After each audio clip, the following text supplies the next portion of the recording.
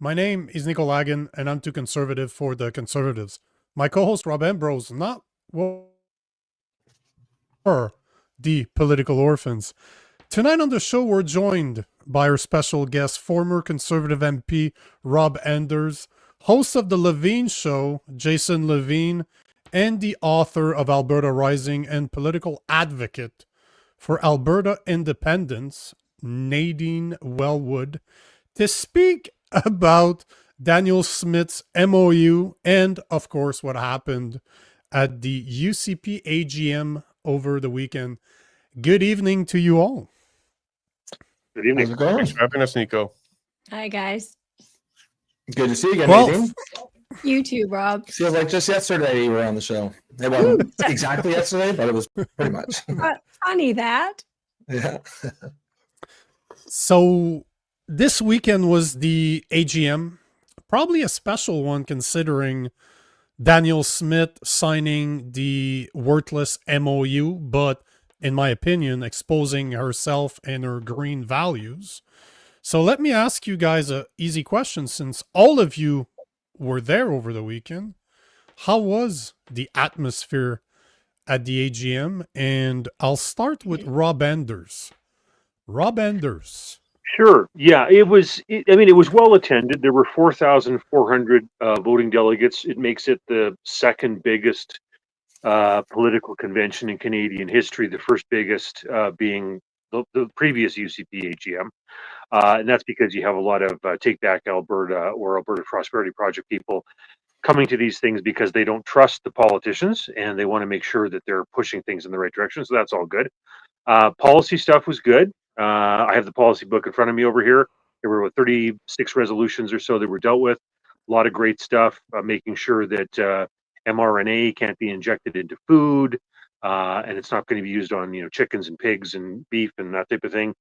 Getting rid of fluoridation, which I didn't used to understand was a big issue until I sat across from Dr. Nagase down when Jason and I were down at the courts for Milk River and Coots, and he explained soft metals to me. So it's generally very buoyant.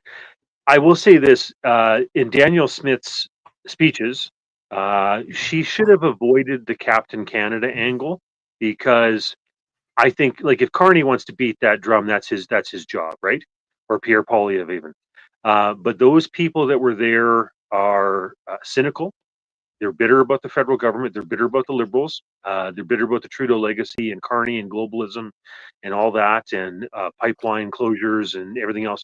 So she in her speeches, she did a little bit of, oh, well, we can kind of make this work, and hopefully this is going to be okay, and we can trust him, and whatever. And that got booed. That crowd was not up for hearing anything positive about Mark Carney or the federal Liberals or a plausible pipeline deal. I mean, even Dan McTeague, who is a former Liberal MP, a colleague of mine in the House of Commons, even he said that the devil's in the details of this stuff, and he doesn't trust Carney. And because of the qualifications about Ebbie and about natives in BC, he doesn't think it's going to go through. So it's safe to say that they didn't appreciate Danielle Smith saying that we should trust Carney during her presser after the MOU signature last week? Yeah, no, the crowd did not react well to that at all. She got very audibly booed. I grimaced because, she was looking over in my direction, and there were tons of people booing around me, type of thing. And it's something that, as the Premier of Alberta, given the history, given how badly abused we've been by Ottawa, they're tired of that. Like, they don't want to hear about, Carney's a good guy and give him a chance, and the Liberals have turned to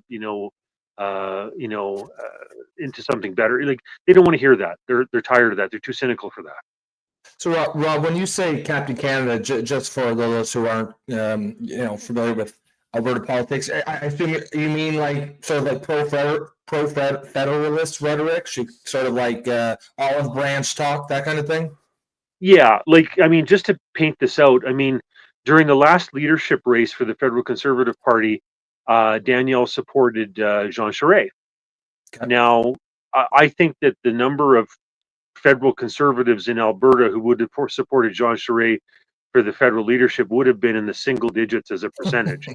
It's not broadly representative of the Alberta conservative base at all. So that kind of tells you where she's at. I mean, I remember when she was a campus conservative, years ago, and I was a campus reformer, and she was a charade person. So I know there's history there, personal history. But it's just it doesn't resonate with Albertans right now. They're too bitter. Coming off of Trudeau and the globalism stuff and the lockdowns and the jailing of the pastors and the violations of rights and freedoms and the attacks on oil and gas industry and those, it has a sour taste in their mouth. They're not willing to tolerate it. And so when she played those cards, it did not go well, and I think for good reason. So she's not reading the room, is what you're saying. Yeah, I mean, in Alberta, the base of Alberta politics is southern Alberta, south of Calgary, the rural areas. Those areas have generated, whether it was Wild Rose 1.0 or 2.0, whether it was the Social Credit Party, whether it was Reform Party, all of those things were generated. The only exception to that was the Western Canada Concept, which came out of central Alberta. So to be the conservative, de facto real conservative party in the province, you have to hold rural south. And then after that, you have to govern, you have to have Calgary. And so when Wild Rose 1.0 was around, they held the rural south and a good chunk of central Alberta. And the progressive conservatives held Calgary because it's the white collar sector of the oil patch, the geologists, the engineers, the accountants, the executives of the oil companies. And Edmonton is kind of more to the roughneck neck of the woods type of thing for the oil patch, and a lot of government unions and what have you. So that's the magic sauce. And Danielle understands Calgary, but she always had a tough time with the rural folks because they were more socially conservative than she was. And so when you do that, rah Carney on the memorandum of understanding, those people don't respond well to that at all. They don't want to hear that. They don't trust it. So Nadine, you and I had a 20-minute or so conversation yesterday, so I have an idea of where your mind is, and there's a good reason why I let Rob go first, because I got a feeling you're not quite as optimistic. Sanguine. Is that a word I should use? Yeah, I'll use optimistic. What was your take on the atmosphere at the AGM over the weekend? Well, Rob is saying that people are bitter. I don't think people are bitter. I think they're actually informed. And they are far more educated now, and they are beginning to understand the political maneuvers and the games that are being played at their expense. And so, Danielle, when she came out and made a big rah about the MOU, everybody in that room, now other people, different story, but the people in that room, they have been involved for the last 5 years. This is not the same audience, not the same people who showed up to AGMs 10 years ago, 6 years ago. This is a very different audience, and they are very engaged. So they know very well what is going on. They know the MOU is nothing, and we can break that down here shortly. But the reality is, she at one point came out and said that you're going to have to trust me. And they're asking, an audience who has been betrayed by pretty much every level of government, including Danielle Smith. And, she wants us to trust. And she herself, quoted Ronald Reagan, trust but verify. Well, how much more do you expect people to verify than Mark Carney, who wrote a book called Values, who makes it very clear what his intentions are, and then, had consulted and advised Justin Trudeau for 5 years? The Emergencies Act, this wasn't Justin Trudeau, this was Mark Carney, freezing people's bank accounts, all these COVID measures. He was a part of all of that. So no, there is no trusting here. And this MOU is set up in such a way with the language. Well, just the fact that it's just an MOU in and of itself. I mean, legally, it is non-binding. It means nothing. And then when you dive into the details and the language that's within it, we're expected to follow through on commitments by April 1st and then July 1st.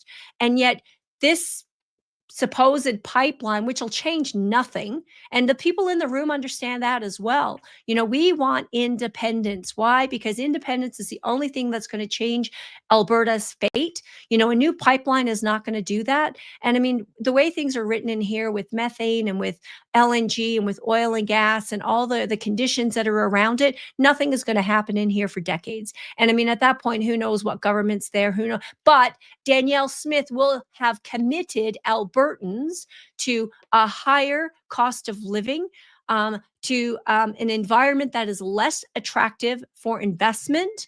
And, you know, it makes no sense whatsoever. And they called her out on it and they nailed it straight on the head. You know, they're informed. They know what they're up against right now. And Danielle Smith tried to pull a fast one on them and got it thrown right back at her. Yeah, that's the thing that jumped out at me as well when I read the MOU. I went into it. I did a deeper dive today because I knew we would be talking about this tonight. It seems like a lot of the benefits for Alberta are, you know, 3, 4, 5, 6 years down the road, if they come at all, while a lot of the costs are, you know, next month, next year, immediately. One thing that really jumped out was the and whoever is probably familiar with the question could answer this. I'm not sure which one this would go to, but it's about the carbon capture technology pathways. I think the company is called. It says that the pipeline won't start until the first phase of the pathways project is completed. It said they won't. I think the word they used was conditioned upon. So we were talking about this last night. Is this even a viable technology, or is this a pipe dream? And whoever is most familiar with this could answer, because I'm not really sure about it. Before we do, though, let me ask Jason to provide his opinion on the AGM. Then we can go into a bit more of the MOU. But Jason, you were there. You even had the opportunity to ask Danielle Smith a question. So tell us how you felt about the atmosphere at the AGM. You covered it live for the 3 days. And quick question, were you satisfied with the answer she gave you? No, I was not satisfied with the answer she gave us. No. You were waiting for that one? Well played. No, I was not satisfied with sir. the answer she gave me. Representing western west of Edmonton, so I'm part of the Roughnecks, as I was just alluded to here.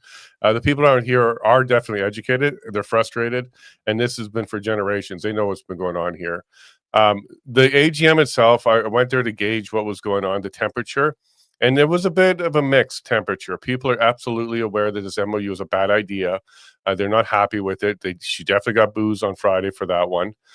She also got booed when she said United Canada, like sovereign Alberta within United Canada. She got booed on that as well.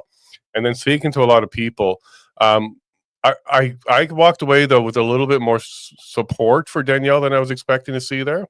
I thought we were going to walk in there and hear a lot of conversations about replacing her.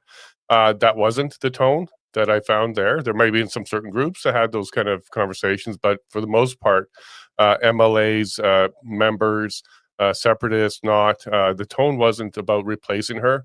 They were more like, well, we've got her. Now let's see if we can get her to do what we need to do. So I queued up the question, because my question for her, when we did the little press scrum at the end of her keynote, was about whether or not, if Alberta gave her a new mandate for independence, whether or not she would follow through with it.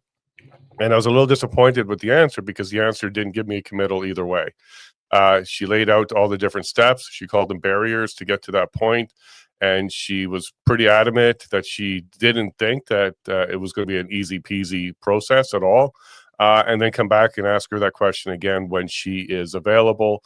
And we get a successful referendum. If you like, it's a 2-minute clip. I do have it queued up if we want to play that. Go for it. Oh, yeah, absolutely. Play it. I was going to, so go for it. Jason, did she list herself as one of those obstacles? I'll let you hear that, and then we'll get right into that right after here. Is it not playing? Okay, 1 second. I'll push another button here. And here we go. Good afternoon, Premier. Jason Lavigne of The Lavigne Show. Nice to see you again. Recently, you had a comment on a press conference about independence where you were asked about independence, and you were very clear that your mandate for your election was a sovereign Alberta within a united Canada. And you said if there was a referendum, a successful referendum, that may provide you with a new mandate. Yesterday, you saw the reception Jeffrey Rath got. Let's say it was warm. And if there was a successful mandate provided to you, would you follow through with an independent mandate?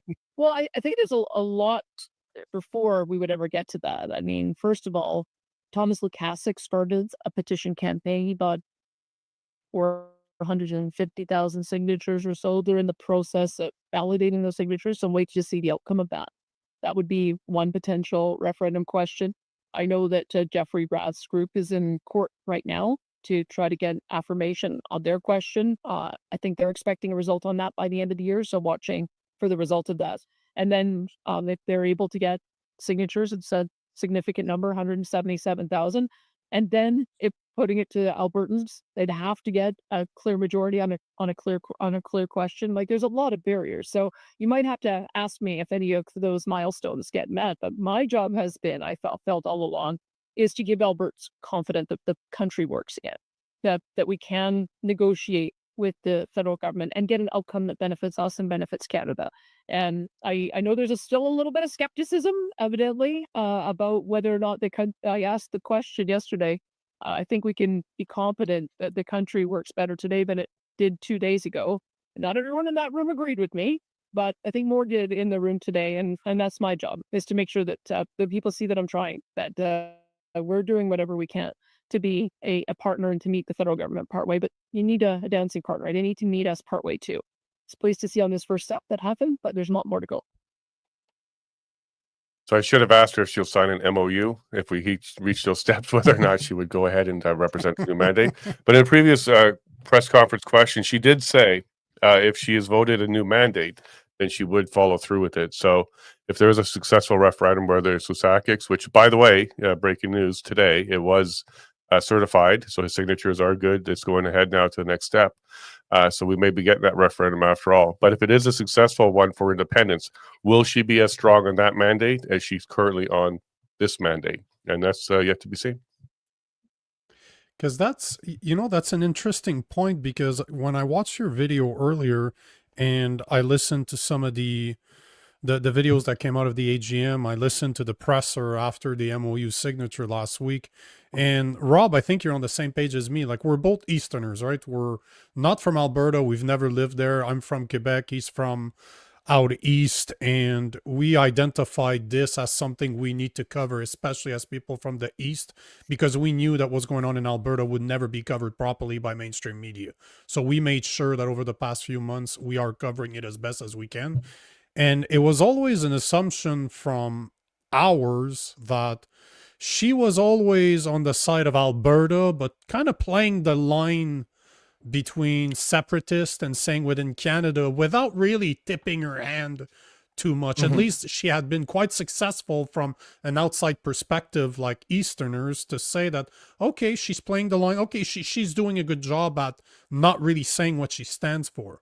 But then at the AGM, after the presser, and even in the video with Jason Lavigne there, she's trying to make it clear that she was a federalist all along. Am I missing something here? I don't know which one of you want to answer that question first, but well, I feel after last week, we were lied to. This is how I see it. We were played, and she exposed herself. Am I the one that's on crack here? Or is she kind of flipping the table? Well, for our friends in Quebec, and I'm sure that you have a good number of people who follow you from there, this would be like a Quebec Liberal premier who realizes that the sovereigntist movement is very strong and plays to it to some extent, to want to get more federal powers wrested from Ottawa for Quebec City, etc., but without actually, going the full mile, as it were, like a Parizeau, for example. So I think I think Danielle at her core is a federalist, and is that's where her heart is, and she's being asked to lead a parade that is not quite where she is. When she was leader of Wild Rose, they wanted her to be very socially conservative, but that's not really who she is. So she was, she was trying to navigate that, and this is what she's trying to do here. I think, there's certain aspects of this that obviously upset people. I think Nadine stated a lot of that very well. Like my board in Calgary West historically always had about half of the people on my board were oil and gas people, whether they were engineers or accountants or geologists or petroleum landmen or whatever.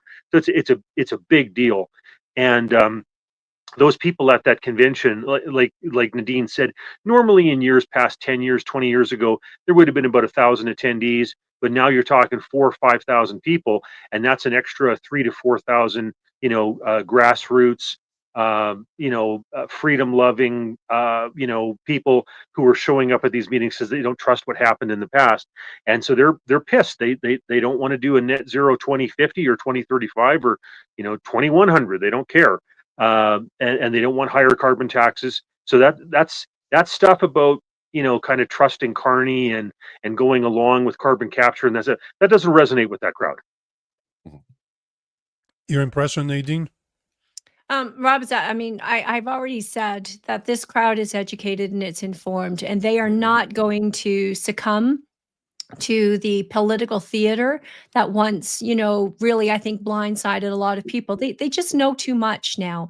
And when you understand what the MOU is, it is truly nothing. There is no commitment in here. However, Alberta has to take the first steps in order to see in good faith any of the remaining parts of this MOU become reality. And that means we are committing to higher costs of fuel, higher costs for electricity, higher costs for groceries, higher costs for our manufacturing. The reality is a 600 times increase in an industrial carbon tax means that is going to get flowed through to the consumer. And, Carney is up there on his soapbox talking about affordability. What is this going to do for affordability? When I make $100,000, when you get a 37% increase in carbon tax at one producer, now maybe that producer touches 3 or 4 other businesses along the way. It's going to be much higher than that by the time it gets to the consumer. And then the reality is the middle class, your rural communities are the one who are going to be hit the hardest, because if they're making $50,000, that's a much higher percentage of their gross income than a higher net worth individual. So, this is really punishing. And Danielle Smith has signed up to this. She has said this is perfectly okay. And knowing, she has to know, otherwise she shouldn't be in the position she's in, that this is going to hurt rural Albertans. It's going to hurt lower and middle income Albertans. And those were the people who were in the room. To Rob's point, 5, 6, 7, 8 years ago, it was a lot of businessmen in the room. A lot of people who had an interest in policy, but for the most part, Albertans were busy living their lives. Let the politicians deal with the politics. That is not the case any longer, and they are well aware of what's going on, and they know this is going to hurt them and their pocketbooks. And look at our industries. Carney says we're trying to attract businesses to Canada. How are you going to attract business to Canada? By creating more regulation and creating more expense and cost, to the businesses that we, especially here in Alberta, and he knows this is going to hurt Alberta definitely more than any other province in Canada. But the question I had for you, Nadine, though, is do you think that we were lied to? Because there was a perception from the East, and again, we're not from Alberta, Rob and I, but we've always agreed that she walked the line pretty well. And I was a supporter of Danielle Smith until that MOU last week. Now my opinion has been made. She's part of the problem. She's on Team Carney's green agenda. But Nico, were we lied to? Were we lied to? Was she a federalist all along and we got played? You know something? She has never lied about that. She has always said she is a federalist. I went to a premier's dinner, sat 10 feet away from her. She was asked the question point blank about separatists in independent Alberta. And her response was, I will go along with what Albertans want. It was none of that. It is my job to make sure you do not get there. How much more self-evident, how much more of a proclamation, a declaration does Danielle Smith have to make, and how many times before people actually start taking her for her word? She wants a united Canada, a sovereign Alberta within a united Canada. Her job is to make sure we do not get to a referendum. And the Referendum Act and the Citizens Initiative Act should be proof enough to every Albertan that that is indeed the case. There are obstacles in that act, both of them, that ensure that Alberta can never become independent, because it ties us the question to having to adhere to the Constitution, sections 1 through 35.1. The only reason the question that the Alberta Prosperity Project is in the courts today is because of legislation put there by the province. Danielle Smith and the UCP government has nothing to do with the federal government. I want to jump Anything into to- that if I may. Can you and let Jason unless Jason, you of want to answer course. this, or you want to let Rob go? Because politicians are just going to hug the whole show, so we got to be careful to keep them on their toes, right? Hey! Well, I will touch on it, because what Nadine's referring to is Section 2.4 of the Citizens Initiative Act, which says the question cannot contravene the Constitution. Bruce Party has been very vocal about this, and Nadine's correct. This is a question that's currently in front of the courts, and it was a self-imposed penalty or hurdle by the Alberta government. This has nothing to do with the federal government at all. In fact, it opened up a can of worms with the Indigenous people, First Nations, to go ahead and see this as an opportunity to go ahead and block the question completely. This is why they became interveners on the court matter itself. And it was just 2 weeks ago or a week ago where the closing arguments happened in the court, and we should be expecting a decision at the end of the December, so this month now. I do want to say, though, I pulled Mickey Amory aside, Minister of Justice and the Attorney General of Alberta. I pulled him aside at the AGM to talk to him specifically about this one, and I asked him if it would be possible to go ahead and revoke it. He was actually a little bit optimistic, a little bit more optimistic than Nadine is on this one, that is actually going to pass the court, and the court is actually going to approve the question. The way he saw it was going to allow First Nations to kind of have their say, and then if it comes back as a yes, we'll be on to the next step. But he seemed optimistic that the court was going to go ahead and pass that one. I don't know if he knows anything that isn't public, but he didn't say we'll take out the clause, we will revoke it. He said we won't need to. The courts, it looks like the courts are going to go ahead and move ahead with it. So we'll see about that. And before I throw it to Rob, the Tory Blue here, I do think that if it does come back as a go ahead with the question, that's going to add a lot of steam to the independence movement, because it really is going to pause any argument with First Nations, because that's basically the whole question in front of the court right now. Does First Nations, are their treaties going to be impacted by this? Is this considered is this going to contravene the Constitution? And if the answer is no, that's going to, I think, open the door wide open for the conversation to continue and move to the next stage, which is how do you get everybody else in the cities on board with this now that the First Nations issue is out of the way? Well, one of the interesting things, though, when you listen to Mark Carney speak, you know, he's talking about in this MOU, you must consult, you must consult, you must consult. Consult now has come to mean consent. And there's a big difference between consulting and consenting. And you know they're not going to consent to this. And Jason was speaking to Minister Avery. I happened to walk by and politely. It was amazing, Nadine. You grabbed him by the kahunas. And to his point, he said, you know, well, at the end of the day, the question from the courts is going to end up back on his desk.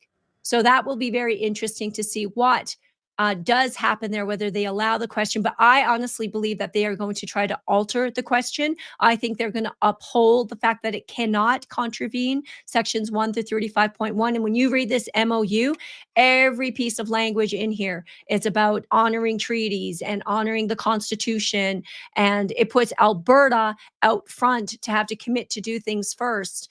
So I'm not, and that is why I'm not optimistic. You know, when we had the conversation with Minister Avery, he said, Nadine, obviously, you thought we had nothing last week. You think we have nothing this week. Just don't say anything. And I said, well, I can't do that. I said, because what you guys have done is you thought that you could pull a fast one on this audience and come out and say, what a great win this was. And if you look at social media today, you got people out there talking about all the great things that Danielle Smith is doing and how wonderful this MOU is. And this MOU has committed Alberta to doing something, but no commitment on behalf of Canada to do anything. And we're going to get into pathways, because pathways are the 5 big oil and gas producers. What about the little junior producers that are out there? This 600% industrial pricing is going to kill them.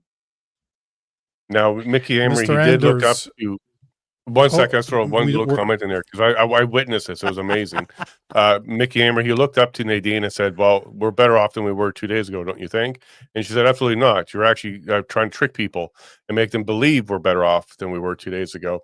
And he really couldn't come back to that comment. He kind of just moved on a little bit, but I think he took it to heart there, Nadine. And maybe he'll take you up on that offer and come onto your podcast and talk to you about it. I hope he Nadine, does. virtual high five to you. Virtual There high It you was go. impressive to watch. I watched, I've seen bulls get castrated, and there was less pain involved in this one. Mr. Anders, yeah. To Go go ahead, back Mr. to that, Anders. whether you consult or consent, Ebby has 60% of his NDP supporters in British Columbia are anti-pipeline. And he's already fundraising with his base, calling this thing a pipe dream. So he's coming out against it, and he's using it as a rallying cry to raise money for his next election. So, whether Carney or Danielle Smith come out saying, well, maybe we're going to work with Ebby to try to get this thing through. Ebby's membership and his fundraising has already indicated he's clearly against it. So I don't think there's much traction there. And I think a lot of this, therefore, is just window dressing to try to make it look as though, Carney and Danielle Smith are doing something about it. Just to explain the history on this, when Jason Kenney was punted to the curb because of jailing pastors and lockdowns and mandates and, all that stuff that was sad and bad about the globalist agenda type of thing with regard to COVID. What happened was you had David Parker with Take Back Alberta, who had mobilized a lot of people to be supportive of the truckers and pastors, et cetera, and the guys who were arrested down in Milk River and Coots and got their stuff vandalized and whatever. And then it's morphed into as well Alberta Prosperity Project with Mitch Sylvester. And when that leadership race happened to replace Jason Kenney, Danielle stepped in and courted those guys and said, "I'm your girl.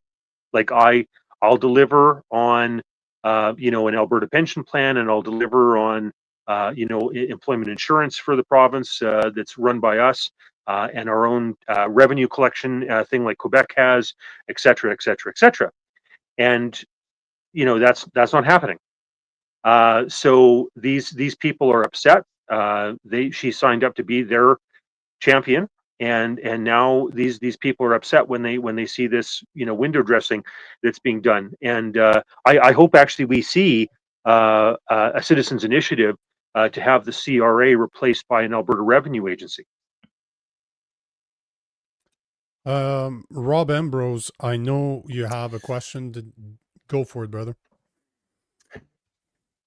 Yeah, I got a couple questions, and before I do, guys in the audience, I've seen a few comments saying that my mic was shit in the bed. So just let me know if it's still bad, and I got a backup I can throw on. But until then, I have 2 questions, and this is whoever wants to grab it. First, I guess Nadine, this would be you because you mentioned the MOU. Do you think that the general vibe at the AGM was such that they're opposed to the MOU just because they believe that it's not going to happen, but if it did, they would be happy? Or is it more just that they're just done with that? This is just not a solution that they even give a shit about anymore? And the second one, and I'll throw it to you guys, because this one's brief, is do you think she was surprised by the response she got at the UCP, or do you think she was expecting this? No, she was at the AGM. surprised. Yeah, she was surprised, I think, by the response she got. I don't think she was expecting that at all. And the reality is the MOU is twofold on that answer. People don't want the MOU because they know and they understand legally that it means absolutely nothing. But people are done with Canada. They're done with the Trudeau Liberals and Mark Carney. It's all one in the same. And so they know that another pipeline is not going to change our fate here. Danielle, to Jason's point, to Rob's point, you know, she was the champion of the people who she was going to enact the fair deal panel, you know, those suggestions. And that's what she ran her entire campaign on. And now she's just sidestepping it, riding the fence, you know, and the one thing I really got annoyed with at the UCP AGM is, again, we're talking about, oh, the NDP is going to sneak up the middle. We have to stay united. And I'm going, well, then Danielle Smith has got a very, very big decision to make here right now. She's going to have to make a decision as to whether or not she wants to be that champion, or she may very well find herself having to step aside and let somebody else do it. Jeffrey Rath made it very clear, like they are not playing games here. And, you know, yes, they are still hopeful that Danielle Smith can be their girl, but Alberta independence is the goal. That is the objective. So I had a conversation briefly with Jeffrey. I know that might shock some of you, but the reality is he looked me in the face and I said, what about the UCP after this weekend? He said, the UCP is an Alberta independence party. I'll answer the question as well, because you said, so there were three components there, I thought. One was the conditions that are part of the Memorandum of Understanding, and the conditions suck because the conditions are about net zero 2050 and about carbon price increases and capture and everything. So some of the conditions suck. Number two, even with sucky conditions, if people don't think it's even going to happen, because even with the sucky conditions, because they're not optimistic. They know that Ebby's against it. They know there's going to be these other roadblocks, etc. We've seen this before. You know, we've done this before. We got the T-shirt. We know what this looks like. And so there's that. I agree with Nadine. I think she was surprised. Shockingly, I think. You know, I'm always astounded that, you know, I remember one time when she got the leadership, she said that, you know, she would run in a sense to the right to get the leadership, but that if she needed to during the general election, she could run to the center, and if she lost seats in rural Alberta, she could pick them up in Edmonton. That doesn't happen. That is not the way this province works. You know, Jason Kenney didn't win Edmonton. Don Getty didn't win Edmonton. Even Ralph Klein had a tough time in his first go, and slowly but surely was able to chip away at that through subsequent elections, being Ralph. So I think that I think the way this is going to play out is people want to make sure that Nenshi does not do well in the next election. So Danielle, I think, will survive past that. But I agree with Nadine. She has to make a decision about whether or not she wants to lead this parade that's being put before her. I don't think she does want to lead that parade. And so I think after that next election is done, there's going to be a movement to say, you're either going to lead that parade or you got to get out of the way. Yeah, I agree with that. And I'm just going to tack a couple of things onto here, if you don't mind, Nico. Because it's not so much the MOU that people were truly upset about. It was what we were not talking about, because the MOU certainly was center stage and they were talking about it, but that's not what people want to talk about. They want to talk about independence and to have that conversation. Prior to the AGM, that was going to be one of the topics. Mitch Sylvester was actually asked to come and speak and do a bit of a debate on it, and then basically at the last minute that got canceled and taken off the agenda. And a lot of people are really upset with that. They don't even want to talk about MOU anymore. They don't want to talk about the next panel. They don't want to even talk about the firewall. They want to talk about independence. They're at that stage now. And if you don't mind, I'll throw on the Jeffrey Rath moment on Friday, which caused a lot of people to understand fully what they wanted to talk about that wasn't actually there. Let me just pull this up here, because I think it's important for your audience to understand where is Alberta's head on this issue right now, and why wasn't it talked about. And you'll see what they did when he went ahead and brought it up. Hello, my name is Jeffrey Rath. I'm from football. I'm for everybody in this room.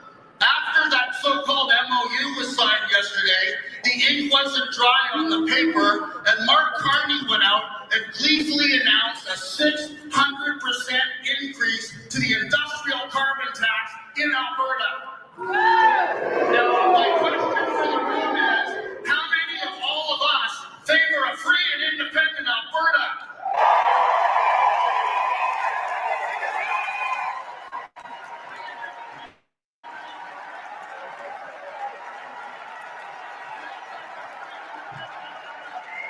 Funny, I don't hear any boos.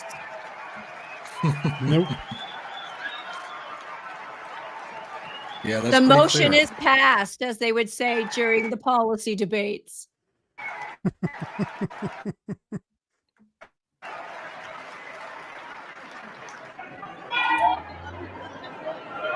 So what's important to notice there is they cut his mic, and that absolutely upset a whole bunch of people too. What you couldn't really see in that video, but you can hear it, was that applause was by far the loudest applause for the entire weekend. That includes Danielle coming out each time for her keynotes and stuff. And the media pit where I was, the media stood up on their chairs to capture pictures of the crowd because everybody was standing in ovation. And yeah, she cut, or not she specifically, but the question was cut short. They cut off his mic at one point, and we didn't get to hear the rest of that. But that was the highlight of the whole Friday for sure. And then that was the talk of the entire convention after that. Was this is what Albertans in the UCP party want to talk about: independence. And absolutely, I think there's a lot of support, a lot stronger than they realized. In my understanding, and Rob was there, the cabinet was shocked when they heard that response. They must be in a bubble because they didn't realize how strong it was. And Danielle, I can tell you, wasn't pleased that that happened because there was a conversation later that evening about it as well. So, yeah, maybe they're in a bubble. Maybe they think Albertans want to stay in Canada, but that crowd most certainly did not. Yeah, Rob? I think they are in a bubble. You know what happened was Jason Kenney handpicked his caucus, and you know he got rid of a lot of people who were grassroots, you know, conservatives like the Rick Strankmans who fought for ending the Canada Wheat Board and monopoly against farmers. You know, the Derek Fildebrandts who now head up Western Standard, you know, etc. Like there were a lot of Eva Kiriakos got thrown under the bus. Some Kaylin Ford. There were a lot of good, solid people that were either shown the door or not allowed to run, and so that's what Kenney set up. Danielle coming in after him in this last election had the ability to get rid of some of the Sky Palace people, you know, that brought in those restrictions and were hypocritical about it, et cetera, et cetera.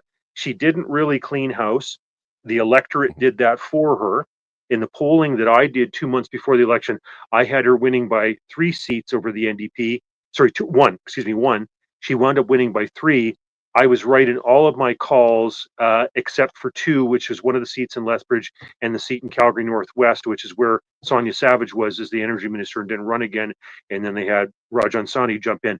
So she was able to wash the smell of Kenney off her between when I took the polling 2 months out and when the election happened. But I think some of those people are still in a bubble. Yeah. Yeah. So, It showed. It showed on their faces. So I've been extremely vocal about this over the past week, ever since the MOU. Like I've been talking about this on all my social, how this whole MOU is, sure, it's non-binding, but at the end of the day, Danielle Smith exposed what she believes in. Like she exposed that she is ready to back a green agenda, the 2050 net zero emission. That's what the MOU is all about. It's about putting together a provincial carbon tax that will be at $130 a ton compared to the $80 that the federal is at right now, and it would fall under the tier system that would bring it to $170 by the end of 2030. So you're talking about a 39 cents per liter increase to just produce, and that's on top of the carbon capture that's estimated to add another 5 or 6 cents a liter, making it impossible for Albertan oil to compete on the world stage. So the question I have for you guys, because I've been talking about this like I was a really pissed off Albertan, and I'm just an educated Quebecois from Montreal that just cannot believe that Albertans are still defending Danielle Smith. Because one comment that I keep on getting is that she's playing 5D chess. She only signed that MOU in order to expose Carney and to show how idiotic his green agenda is.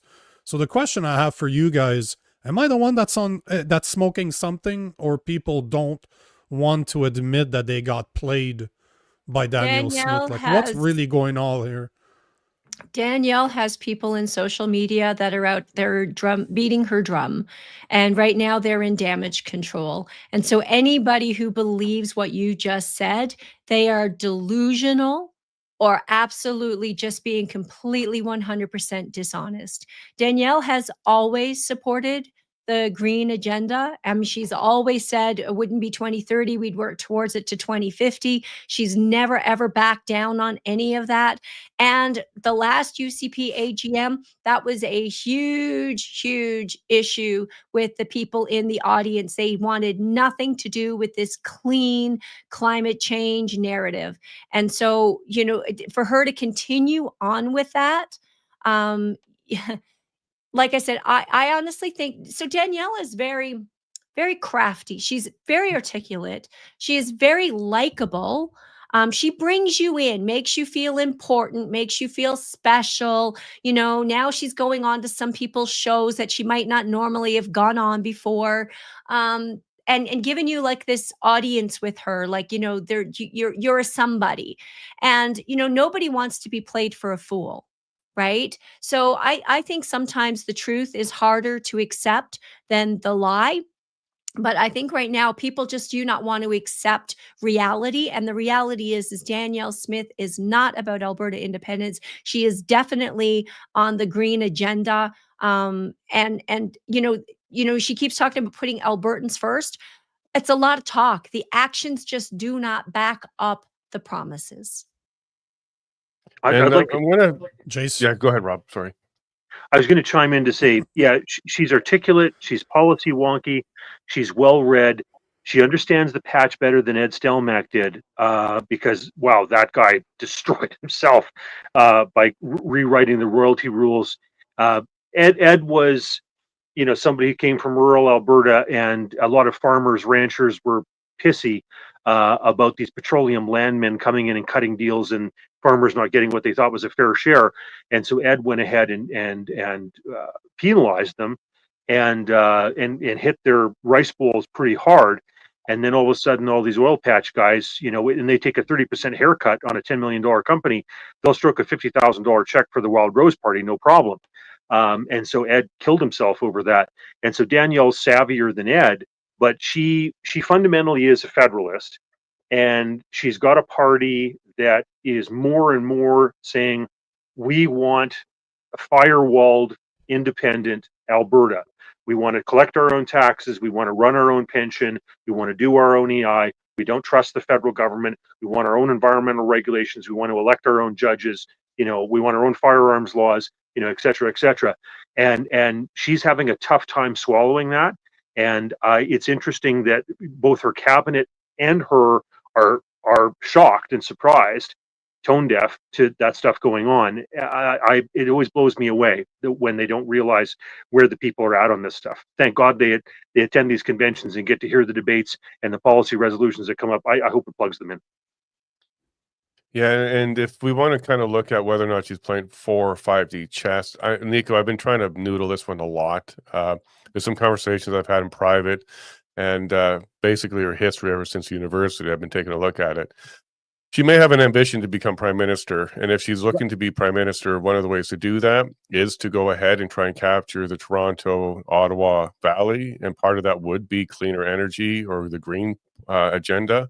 She might be playing everybody on this one to go ahead and set herself up for that. The reason why I'm going to throw this out there is Poilievre is basically throwing her under the bus. So, like during the Parliament question that he teed up for Carney, basically went after Danielle, calling this MOU a nothing burger. No, it was worthless. It meant nothing. And Pierre's correct on that. And these two used to be chums, Danielle and Pierre. So there seems to be some maneuvering going on there. And if Pierre doesn't survive his leadership review early 2026, she might make a stand and go ahead and try and take that position. But she could only do that if she keeps Alberta in Canada because that's what she would run on. She would be talking to the whole East, like, look what I did. I was able to keep Alberta in Canada. We're going to do carbon capture. We're bringing back, or we started already bringing back carbon tax. And they'll like that. I think they might like that a lot, and see her as an opposition to Carney that Pierre isn't. Because I think we all could agree right now, politically, Danielle Smith is Mark Carney's largest opposition, even on a national stage, even though she's just focused on, or supposed to be focused on Alberta. So if she was to come out of Alberta, go to the federal Conservatives and become their leader, she could be positioned to become the Prime Minister, and that might be where her ambitions are. I can't confirm that. But some of her answers to me recently, and I am one of those shows that she came on to have conversations, but some of those answers she gave me was, it's her job to make us understand in Alberta that Canada can work for us. We just have to make our way there through negotiation and getting a dancing partner, as she put it. We already had a Western Prime Minister. His name was Stephen Harper. I don't know what she thinks she can accomplish that he couldn't. So, the reality for me, whether you want a 51st state, whether you want an independent Alberta, or whether you want just better terms and conditions, within Canada, you have to have that referendum. You have to get to yes on that referendum. Alberta has no political leverage there. And you saw this with this MOU. This was Carney saying, hey, there's something in this for me. I got no problem signing up to this. I'm going to get a carbon industrial price increase. And yet Alberta's going to pay the price. And I've got no commitment to do anything here for a decade or more. So there was no risk for Canada to sign this, and it's to Alberta's detriment to do so. And this was Danielle's way politically of coming out to say, hey, look, we've met some of these conditions. This is what she thought. She thought people were ignorant enough to not understand what the MOU actually was. Nothing. And, now Carney gets to point the finger at EB and all the Indigenous people going, hey, I tried, we can't force them to do something. Smith gets to go, well, I accomplished, and she needed something before this AGM. Let's be honest. She had to have something because otherwise that was going to be on the first list of discussions. And this was what she thought, hey, look, we got something, make this problem go away. This is all political theater. That's all it is. Yeah, for this to have any teeth, Robert, 1 second. For this to have any teeth, if BC signed on to the MOU, that would have been impressive. And if there was no, like right now, we don't even get a major project on a major project list. What we get, if we keep up our end as Alberta, is we get the opportunity to put a proposal in, which means there's no guarantee that it's even going to be accepted. So if this MOU said, here's BC, they're signing as well, here are the conditions they're looking for, here's what they'll give up for it. And we also had a commitment, let's say, once the carbon tax went in place, then your proposal can go in, we'll start looking at it on a major project level, then maybe there would have been some more meat. But I think Nadine's absolutely correct. She went in there with whatever she could get because she actually wanted to cause this convention to be about something other than independence. She was basically, this is her Hail Mary to keep that conversation off the topic. Because if that MOU didn't happen, it would have been really awkward in that room. What would we talk about? The big elephant that nobody wants to talk about was all that was on the table. This MOU was a good magician's trick, sleight of hand, keep you kind of focused in one area. At least they tried, the smoke and mirrors. I don't think it succeeded, though, and I think Rob might concur with that. I think people there wanted to talk about independence, they want to keep pushing it, and they want to get to that question as soon as possible. Yeah, Jason Kenney made the mistake of keeping his eye on Ottawa and thinking that he was going to run for the prime ministership. Jim Prentice did the same thing. And when you're premier of Alberta, people want you to be the captain of Alberta and the captain of that ship. They don't want you eyeing, a position moving back to Ottawa, etc. That's a mistake. I would say that, during this whole globalist, pandemic stuff, there were a couple things that were the saviors of some jurisdictions and maybe the world. One was grassroots bottom-up democracy that thwarted the elites, in some of their attempts, etc. Whether that be the trucker convoy, et cetera, et cetera. You also had jurisdictions that have federalism, like India, where Uttar Pradesh said, we're not going to buy, expensive injections. Instead, we're going to use hydroxychloroquine, et cetera. And that's 200 million people, 2/3 the size of the United States. Thank God for, the governor of Florida, DeSantis, and for Kristi Noem in South Dakota, who did things differently and gave an example to the rest of the country and the world on how things could be done differently. Same goes for Alberta. Not giving credit to Jason Kenney here, but to MLAs who spoke out against some of this stuff, like the Shane Getsons or the Drew Barneses and the trucker convoy people down in Milk River and Coots. And so those are things that have to be embraced. And I would say going forward, if we realize the status quo is not working in this country, and I would argue that it is not, then Alberta and Quebec need to set the tone for what a rejigged federalism, looks like, right? And that means, for example, that Ottawa is not in charge of taxes and not in charge of healthcare and not in charge of a whole bunch of things. That Alberta takes back everything that Quebec's got, plus election of judges, plus pipelines, environmental regulation, gun legislation, etc. And then at that stage, I don't have to worry about draconian initiatives coming out of Ottawa. And I think that type of example sets the bar not only for Canada, not just for Alberta, maybe North America and the world. Well, Nico, you had think asked Alberta me, wants equalization payments too, like Quebec? I'm just kidding. Just kidding. well, Nico, you had asked me last week whether or not I thought the MOU was political suicide, and I said no, I don't really think Yep. so. I said I don't think it's enough to push people over the edge on Danielle Smith. I said, but remember when Jason Kenney had that moment, Rob, when he said, maybe we need a new base. I need a new base. When when Danielle turned the mic off on Jeffrey Rath, after everybody in that room standing on their feet, applauding, like you said, the loudest cheer, I honestly went, here is Danielle Smith's moment of, I need a new base. So, the thing I keep on hearing from the AGM, and it seems from the average Albertan, is that they're very politically informed compared to the rest of the country. And the only thing, though, I'm hearing from the AGM, if I look at mainstream media and even the air quote conservative content creators out there, is that she's going to bring Castle law, she's going to bring Castle doctrine to Alberta, and that she will prevent the gun grab by the Liberal government. Is that enough for the people in Alberta that voted for Danielle Smith to forget the MOU, to forget what it means, even though it's not legally binding? Or is it enough for them to forget about the independence question? Because that's all I'm seeing on social media right now, and it doesn't matter that it's X, YouTube, Instagram, Facebook. They're all talking about Castle law. They're all talking about no liberal gun grab in Alberta, and I seem to be the only moron still bashing about the MOU. And I'm not even from Alberta. Here's the reality, though. Danielle Smith has not committed to Castle law.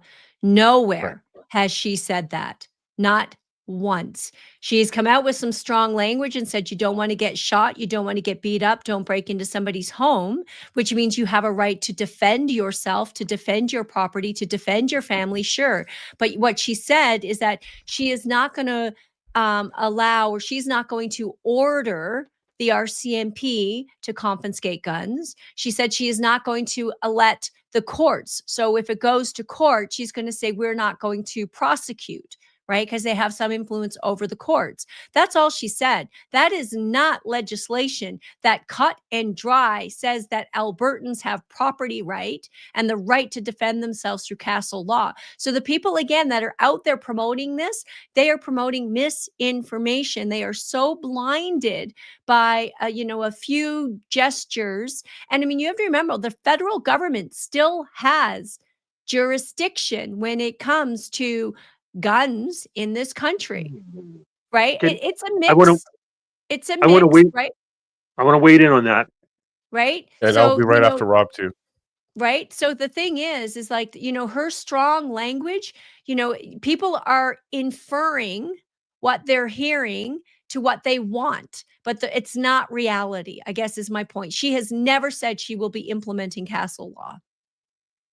So I've been on the inside of some of the gun discussions because I'm involved with the Firearms Institute for Rational Education here in Alberta. And so we had a number of people, whether it was Jeff Rath or Mitch Sylvester and other people, me included, who said that we should have provincial licensing rather than federal licensing. And you say, well, how does that work? Okay, well, the criminal code is federal, okay, but licensing for firearms, when it first happened, back in, I think it was 1911 was the first time that happened, was actually done by provinces. It wasn't done by the federal government. Why? Because in the British North America Act, now the Constitution Act, okay, private property is something that's regulated by the province, not the federal government. So if you have your license for a motor vehicle, that's a provincial thing. It's not a federal thing. And so the first provinces that brought in licenses with regard to handguns, say, for example, Ontario, and then followed by, British Columbia and Manitoba, okay, that was a provincial license. It was not a federal license. And what happened was people were so upset by the gun regulations that came in under Arthur Meehan after the First World War was over and the Winnipeg General Strike, because the communists were agitating.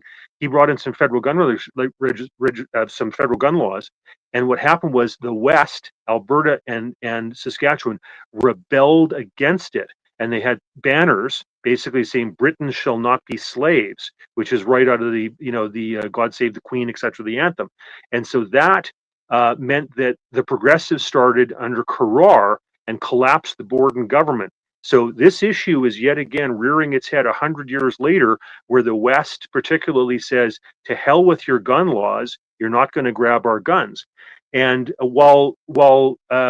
and by the way, so there were those of us who advocated for this idea of a provincial license, because if the feds try to screw with it and grab a bunch of guns, then we say, well, let's set up a competing provincial license.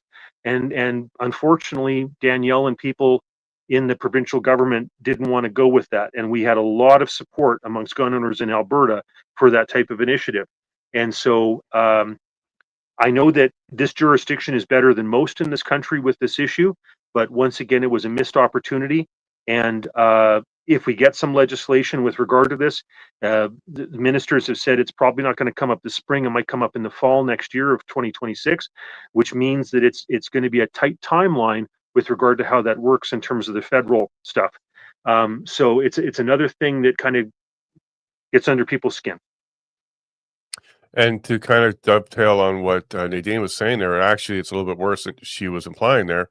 The provincial government cannot direct the courts or the judges to do anything, or the Crown's office. All they can do legally is provide recommendations. They can't provide directions. It's against the law. The criminal code is federal, so that means she can't change the criminal code and say Castle Doctrine is allowed in Alberta. That's not the power she has. She doesn't have that jurisdiction. The best she can do is just say to the Crown's office, we recommend that we do not prosecute these. The final decision is still with the Crown.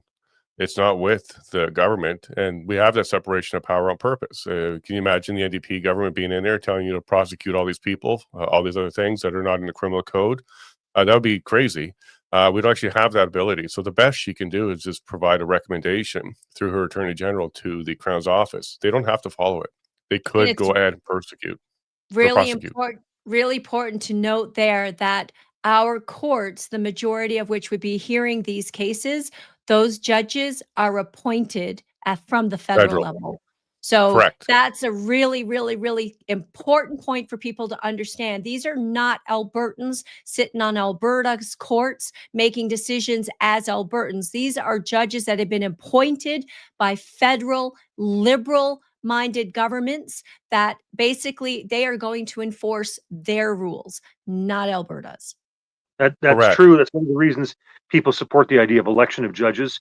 But the other thing is, John Horgan, when he was premier in BC for the NDP, that's one of the things he instructed the Crown prosecutors was not to prosecute for small amounts of marijuana, say, for example. So he was pushing the envelope there in terms of how the federal law would be enforced in British Columbia.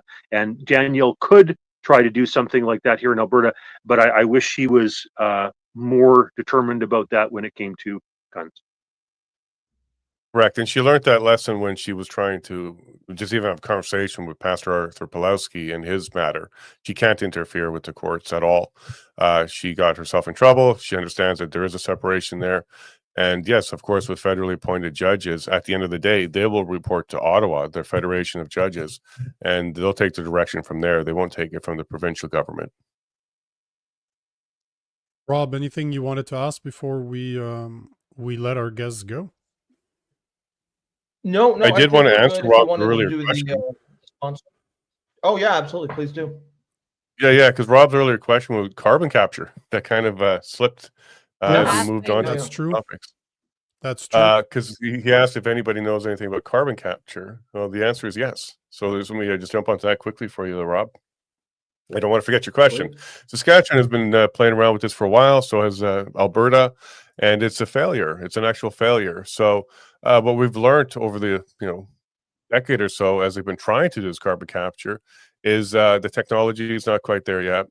The market for the product that they produce is not quite there yet. It's very, very expensive. Here's a quote here. "We don't think carbon capture works as well as the industry and promoters claim," said David something Schnitzel, an analyst who wrote the report for the Institute of Energy Economics and Fiscal Analysis or Financial Analysis and international nonprofit agency. A couple more quotes here I just want to bring your attention to, Rob.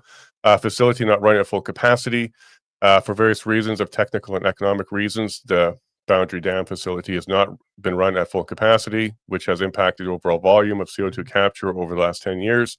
This does not mean the project hasn't been successful, but it does say that there is no market for the product. And a couple more quotes here for you, Rob.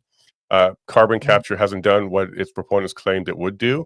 And then other projects that are failing include one here in Alberta already by Edmonton. It's not running at capacity. Fundamentally, the economics just don't work, he told analysts in a conference call. Hopefully, the technology will improve and we can revisit this when the economics improve. And then this article closes with, "We may find out in 20 years that we didn't capture as much CO2 as we needed to, and we wasted a lot of money that could have been better spent." So right now, as it stands, Rob, this is not the technology that people hope it is. There's going to be a $20 billion, probably $50 billion when the government's done spending money, project and test. And one more thing that was in that article was on small scale, it might work, it might make sense, but not a large scale. And Pathway is for sure a large scale. So I don't think everybody's been paying attention to what happened in Saskatchewan and parts of Alberta already on carbon capture. It's not going to work the way they're thinking it is. Look, Europe has gone down Nick- this whole green that was energy my- path. It's been an absolute disaster. It's cost an awful lot of money with absolutely zero impact. So, I mean, again, just like this MOU, carbon capture, this is Brookfield will be happy because I'm sure they'll get something out of this. And, as far as Imperial, Suncor, CNRL, Synovus, and then ConocoPhillips, I mean, those are your Pathways Alliance. They are the big players. This is going to destroy the small players in the oil and gas sector. It's going to force them to have to basically compete on a level that they do not have. And the government is going to offer incentives. They're going to offer subsidies to the Pathways Alliance. And I'm going, for them, they're looking at it going, this is great. Doesn't mean anything to them. It's an opportunity. But for all the little junior guys, all the small players, this is going to hurt. And I mean, that is a significant portion of the Alberta marketplace. Yeah, and I was running through the numbers yesterday. You're talking, the estimate right now for the Pathway project is about $16.5 billion. About 60% of that will be provided through grants and subsidies and credits on the federal level. The other portion is going to be paid by the increase of the carbon tax by that Albertans are going to be paying at $130 a ton as per April 1st. The companies themselves, so the Pathways project, the initiative, the companies that you mentioned, are responsible for about 30 to 40% of the investment. Yet, as per the estimates that I've seen, they are looking at up to $2.5 billion in profit a year because taxpayers' money on both the Canada side and the Alberta side are flipping the tab. That's the reality of the Pathway project. You don't even need to talk about if it works or not. Literally, they're turning a profit because Canadians and Albertans are paying for it. Oh, of course. You think they say, when's the last time you heard the government say it's going to cost something? It doesn't cost twice as much, if not more. Like, come on, let's be realistic here. Look, if it was profitable, the industry would be doing it all on their own. Yeah, that's exactly Right. right.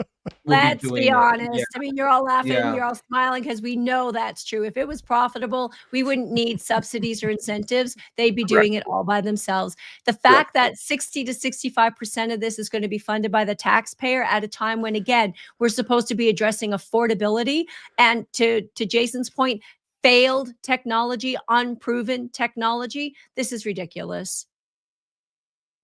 Completely true. Carney And should when be has the ashamed of government himself. Yeah, and it's and when has the interesting government ever been on budget? So we know it's going to be Did- closer to 50 when it's all said and done, and it'll be completely lost.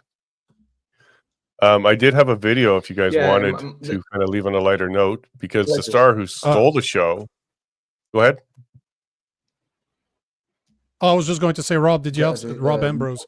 Did you want to finish your question? Oh yeah, I was 'Cause you just gonna seemed- say, I was just gonna, it wasn't even a question. It was just an add-on to this conversation. Is that was kind of my expectation or my thought process too. I thought this was kind of a snake oil technology, which apparently it is, and it's so interesting because so much of the MOU really relies on that technology. There is a point that says it's predicated on completion of the first phase of the pathways before the pipeline even breaks ground, and that's obviously Have to have an best case agreement scenario. by July 1st. Canada Day. And a carbon tax by April 1st. Yeah. Agreement on a carbon tax by April 1st. Don't Yeah. forget that part, right?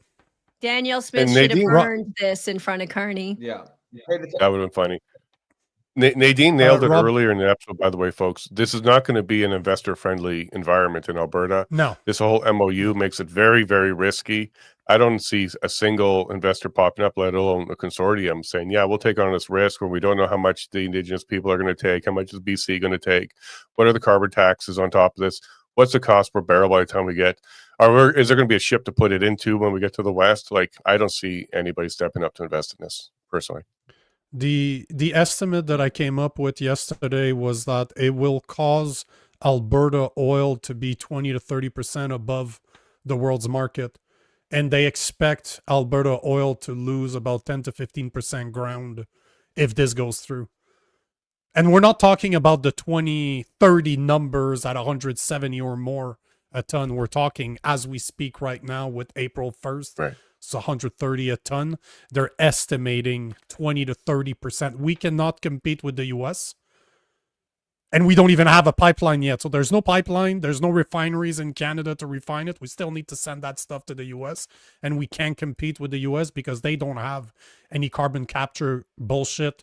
They don't believe in the carbon tax. They're not adding 39 cents a liter to our oil and gas before it even leaves the country.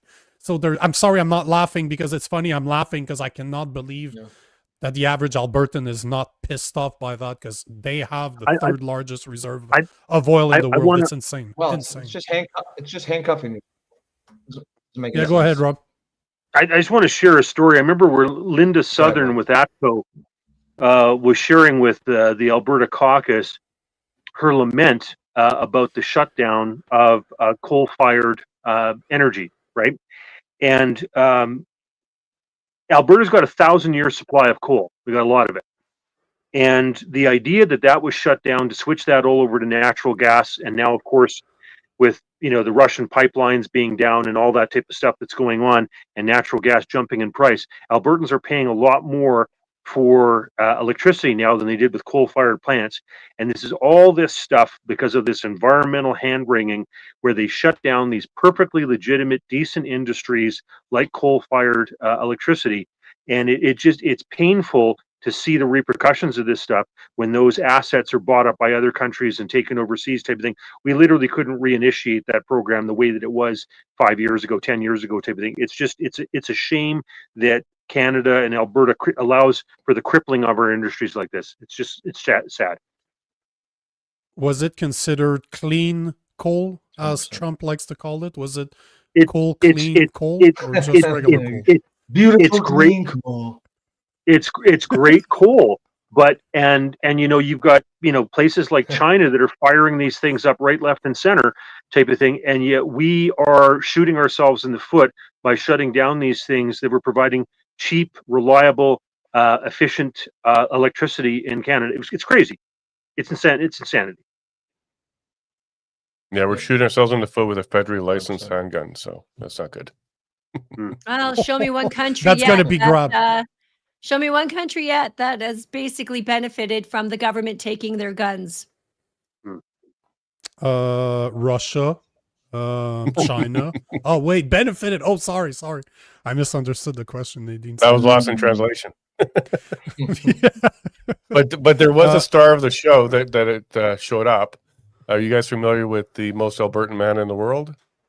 Yeah, yep. I saw the pictures. That dude looks like the most interesting man in the world. Just the Alberta version. Yeah, that's him. Yeah. Yeah, there's a video there, Nico. So I'll just play this Yeah, I out saw because this might make you feel a little bit better about Alberta. Is this real? That's a real guy? The UCP Well, general meeting. He's a real guy, but he's not really on the bison. That's just Yeah. He first gave an interview to Rebel. I figured that part, yeah. He told them Alberta's independence was coming soon.